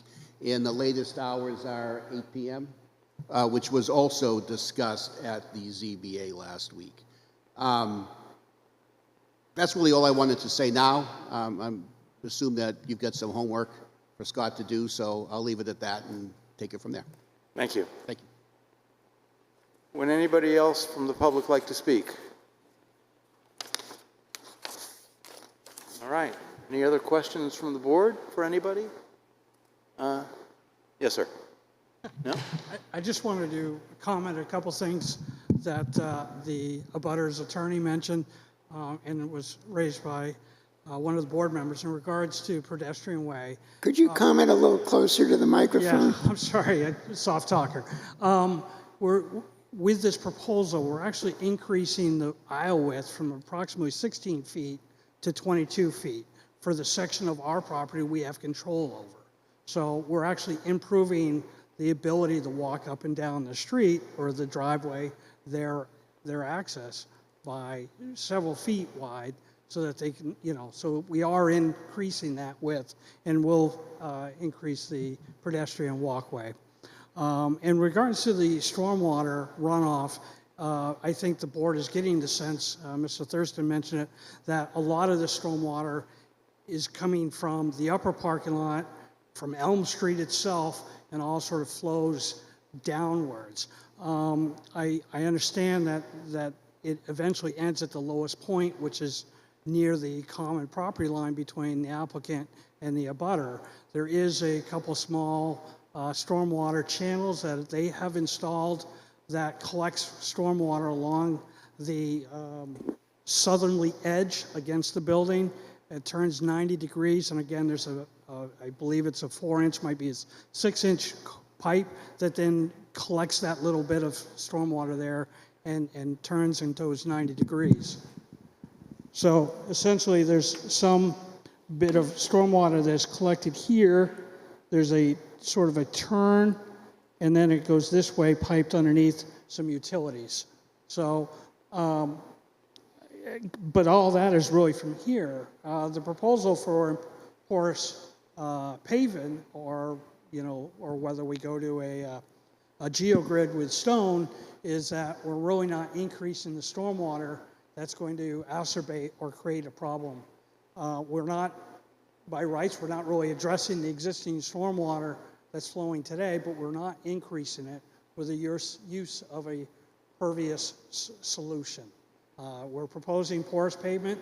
I've seen it work great. I've seen it, you dump a 55-gallon drum and it all dissipates before it gets 5 feet away. I've seen it worked. The proposed parking lot is set at about a 1% grade, so it's pretty flat. So I do agree, I do believe that the stormwater is not going to flow off it to the extent that Mr. Scott had mentioned. I've seen it work, and it works well. Mr. Thurston brought up a possible solution to add to that, which should be a small trench at the edge of the transition between the porous pavement and the standard asphalt pavement. And I think that's agreeable. We could probably add that as a secondary method to ensure that the stormwater from this new parking area doesn't flow and create a bigger issue on the standard mix asphalt or the downstream to the watershed. So those are two items I'd like to talk about. Thank you.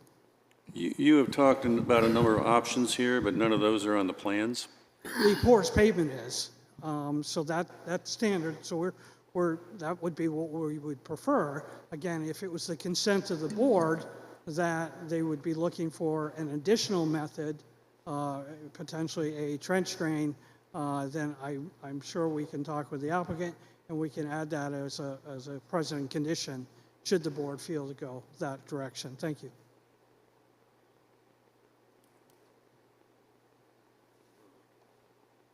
Any other questions or comments from the board?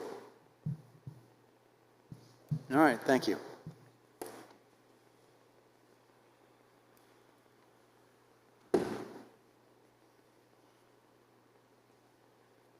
Would anybody like to make a motion at this time? Close the hearing? Not yet, because there might yet be some further discussion. Okay. So, one of my concerns, and I'm not sure how to address it, is the hours of operation. It is a residential zone, and extending the hours of use to 8 o'clock, I think perhaps is not the best thing for a residential zone. No. Yeah. This has been a commercial use in this area since the 50s. Mm-hmm. There is no other place in town where we restrict hours except in that adult section. And then we only did it to match up with noise hours, plus Sunday. I don't think it's appropriate to restrict it at all. I agree with Julie. Yeah, I would agree with Julie. I don't think the issue of the hours of operation is something that really is before this board. If there were hours of operation were to be imposed, that should have been by the Board of Adjustment. Thank you. So I'd like to make a motion. Go ahead. I'd like to make a motion that we approve. Let me close the public hearing. Okay, go ahead. So, yes, we'll close the public hearing, and John, go ahead. Okay, I'd like to make a motion that we approve the Atwell on Elm LLC site plan construction of 7 parking spaces, 14 Elm Street, tax map number 204-008, case number 2025-001, with the condition that the applicant have a applicant's agent install a trench soaker drain along the right-hand side of the travel path that holds back the water coming out of the parking spot area, as suggested by the applicant's agent. If I may, Mr. Chairman, I wrote up your conditions. I didn't hand them out until after you voted, so it's the same type that you would typically have. I'll hand those out if you want to. If you would, yeah. I assume they're the standard conditions as opposed to something specific to this application. Right. There are some that speak to the application as it relates to the ZBA decision and keeping compliance with that, but the rest of them, I think some of them were mentioned by the butters attorney. I don't know if we want to go over those, but I'll hand these out, which is right from the typical report you get. So Thank you.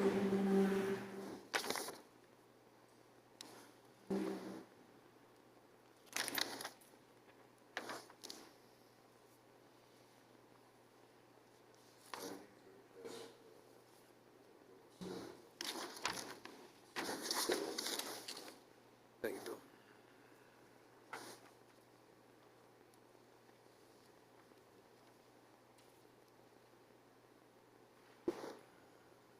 Thank you.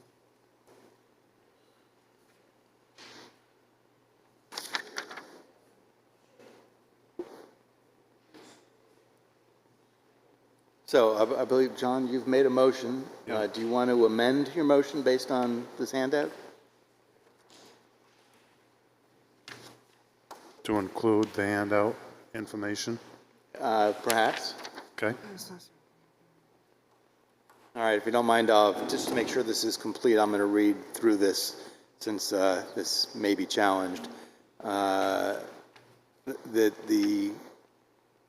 The following plan as amended to the date of approval would be incorporated into this approval, which includes an application for site plan review, the site plan tax map 204 Lot 8 prepared for Atwell on Elm, the construction details for Lot 8 prepared by Atwell on Elm. The applicant shall be responsible for the payment of the recording of the notice of decision at the Carroll County Registry of Deeds. Snow storage, snow shall be removed and stored such that the drainage structures can function properly. Parking and ADA spaces shall be striped and signed as applicable, complying with all applicable codes.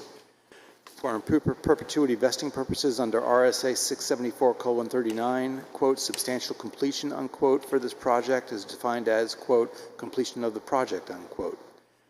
The conditions and related plan must be part of any future application or approval for work with a certification by the applicant that the plans are a true and attested version of the planning board approved plans and that the proposal provided with the building permit meets the requirements of said plans. Final drawings. Each individual sheet in every set of drawings must be stamped and signed by the land surveyor, engineer, or architect responsible for the site plans. The applicant shall submit the following: 2 sets of 24-inch by 36-inch black line final approved plans, 1 set of 11-inch by 17-inch final approved plan drawings, 1 electronic version in PDF format. Work not in compliance or beyond the scope of the original application at any point in time shall be considered a violation of the site plan approval, warranting a cease and desist by the code's administrator or designee. The applicant must reconcile the conditions herein with those of the Zoning Board of Adjustment and make sure both sets of conditions are met as required by each jurisdiction. Where there is a conflict, the applicant shall notify the planning board and provide a remedy for such conflict. All of the documentation submitted in the application package by the applicant and any requirements imposed by other agencies are part of this approval unless otherwise updated, revised, clarified in some matter, or superseded in full or in part. In case of conflicting information between documents, the most recent documentation and this notice herein shall generally be determining. The following appeals language shall be added to the notice of decision. Pursuant to RSA 677:15, an aggrieved party may appeal this decision to the Carroll County Superior Court within 30 days of the date of the board voted to approve or disapprove the application, or to the ZBA pursuant to RSA 676:5, Roman numeral 3, within 30 days of the date the board made its decision. Do you accept those? I do, yes. All right, and I will then second your motion. Any further discussion amongst the board? I'd like to add to that an annual report by the owners to the town planning department about the maintenance of the porous pavement. I'll accept that. And add that as a condition? Yes, please. And I'll second your amended motion. Any further discussion? So that's some? Do you want to take up any of the ones that were offered by the abutters attorney? I can quickly list them. Sure, go ahead. Stormwater analysis, financial surety, pedestrian access, species and size of planting, hours of operation you've already discussed, and there was a reference to blasting. And then also there was a request for visualization of the lot. Okay. Yeah, so those were all things that were mentioned during the public comment section. John, any thoughts on that? No. No. Could you read those again, Bill? Sure. Stormwater analysis, there's a reference to blasting, financial surety, pedestrian access, species and size of planting, hours of operation you've already dealt with. I think that all the stormwater analysis is being addressed by the applicant's agent, and the financial surety is all that I would be interested in. Again, the size and the species is, it's on the plan. I think it's all set as far as I'm concerned. So you choose not to amend your motion, is that right? Just the financial surety. Do you want to add that to your motion? Yes, just the financial surety. Okay.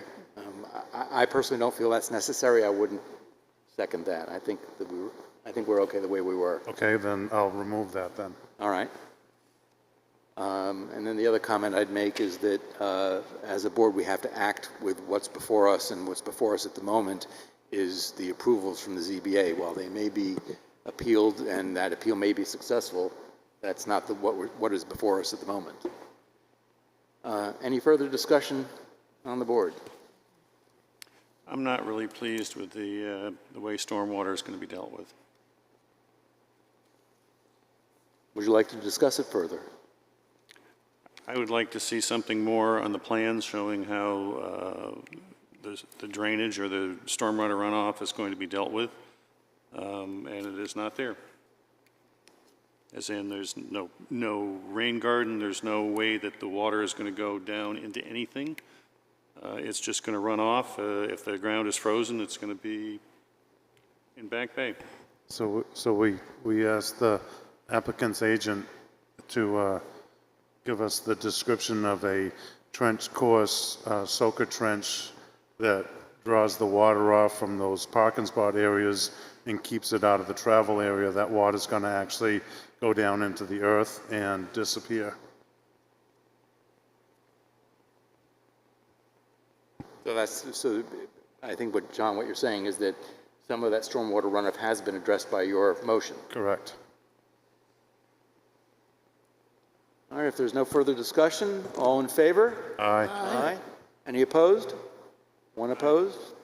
Peter's opposed? All right, that passes. All right, the next item on the agenda is consideration of minutes. I don't believe we've received the minutes, though. No, you have not. All right, so we will put that off to the next meeting. Yes. The next item is ZBA notices of decision. Which we didn't get. And they were forwarded with the packet. So. Could you speak into the mic? I'm sorry. The ZBA notices of decision were forwarded in the packet. Yeah.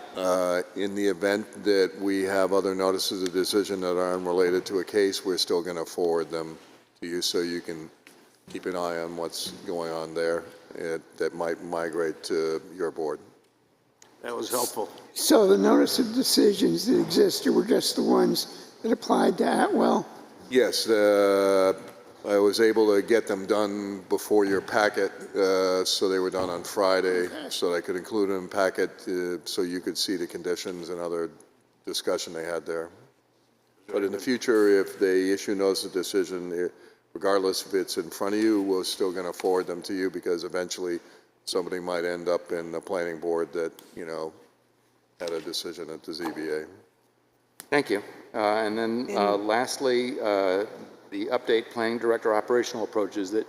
Yeah, I haven't made the ZBA decision. Sort of took me away from that, but I'm actually going to meet with some of the people in the engineering community to talk about the application process and how we can make it effective. Our goal is to make it sort of productive and not really a heavy process. And some of the things we've been talking about, I think I talked to the board about is how do we get less of this material? I mean, some of these packets, when they deliver them, you know, lots of plans and everything else, then they go to TRC, and then we throw them all out. So what we'd like to see is maybe, you know, enough plans that we can internally distribute, do it digitally, and then after TRC, they develop packets for the board. So that takes that right off of our top of our sort of work list. The next thing is filing in the registry. That's sort of off and on. We would ask them to file in the registry with a letter coming back to us attesting that it's a true copy of the original decision. I think the reason why we file it is there was a concern about chain of custody, and I don't think we need to worry about that, given that, you know, we can look at the plan and read the decision and make sure what they're coming back with that's filed there is the same thing that went out. So there's other things we want to look at in terms of TRC, developing questions specific to the jurisdiction, that is DPW, fire, et cetera, so that they're looking at their criteria and passing it on to you, like access for fire and DPW, you know, drainage and other things that might affect their systems. So we want to look at TRC as something where they're offering their technical expertise and not necessarily, you know, the forms I think are good, but it doesn't really beg the questions that they should be sort of giving you. So it's really some of this efficiency, and putting a lot of the work in the hands of the applicant means that we can actually look at product rather than making copies, distributing this, distributing that. So, but I should have that for a future meeting for you. I was going to meet with some of the typical applicants you have, bounce it off of them, and do a more thorough report.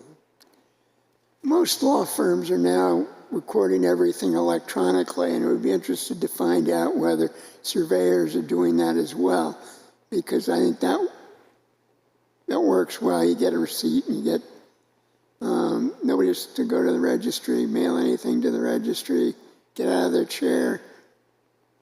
I mean, we've had staff changes, so that's been up and down with the recording of the registry. So we want to make sure that we're consistent. And I think it's important to understand the applicant knows their timing. If they have a closing and the decision is written, and everything's fine with us, let them file at the registry of deeds, means that they're hitting their timelines and it doesn't really change our outcome. Yeah, I think with the town recording the plans, that goes way back in time. When the planning board used to find suddenly these plans that were 10 and 20 years old appeared. Oh, yeah. Well, I guess that's another condition that we need to look at then.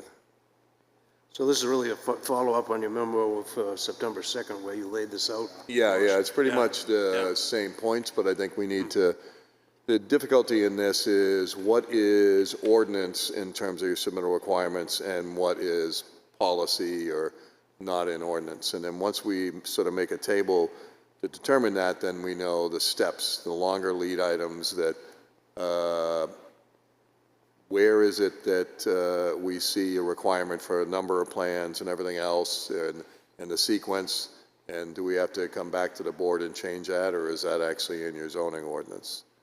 So that's a difficulty, but I think if we can look at the sequence better, we're looking at acquiring sort of a Dropbox, so developers would drop their information in digitally. We would push it out to the departments, but also post it online. Because, I mean, if it's online, the board can look at the packet as it's built as soon as it comes into us. So we want it to be that if we have questions inside the office or outside the office, I mean, we think we can cut down our foot traffic and our calls just by saying to people, oh, the thing you're concerned about, it's online, and here's a full So package. there will be general public access to that. General public access, I mean, we look at it as ability to communicate with everybody. So if you as a board member get a question for something that it will be in front of you or is in front of you or has been at the ZBA, as soon as we get the application in, we want to post it, but then we want to build that posting so that they see the planner reviews, they see the other documents as they roll in.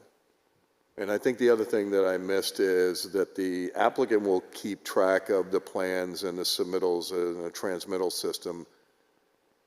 Because in one case, I had 4 different consultants coming at me with emails and trying to keep track of all that. Is this the most latest version? Let's go back and email. It was difficult in a transition that some of the emails were going to my predecessors, but so we're going to ask for one point of contact and sort of the bibliography that they keep. And what that does for you, there was a confusion over a plan when Brewster came in on the July 7th plan. All that should be listed, and it should be that this plan went to the board on this date. So you know when you received it, reviewed it, things like that. When we write our decisions, we're just going to use that bibliography, double check it with what we have on file, and we won't have the situation where we get these last-minute proposals and the report doesn't have them. With revision dates and descriptions. Yeah. And the third On was, individual pages. Okay, of Yeah, course. those are always good to has keep there been track. any discussion at all about bringing back minor site plan approvals? They used to do them apparently at the TRC level.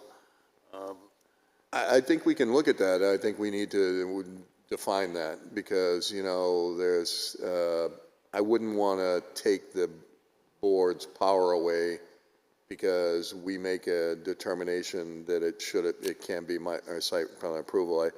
I think it's important to keep policy and your power here, and that somehow if it is going to end up in staff's hands, there's a check and balance that, that if we give it minor site plan review, that's something that decision you would have made as a board also. All right, one last thing for, Peter asked me to have the ridgeline protection as a discussion item for the October work session. Okay, If we could so add for that. October 7th? Oh, October. For the work session. Work session, okay. I expect that October 7th will be pretty full. Yeah, and so the work session is the 21st. I think the historic group has asked about maybe demolition delay coming to you, and I'm going to sit down with them and talk to them.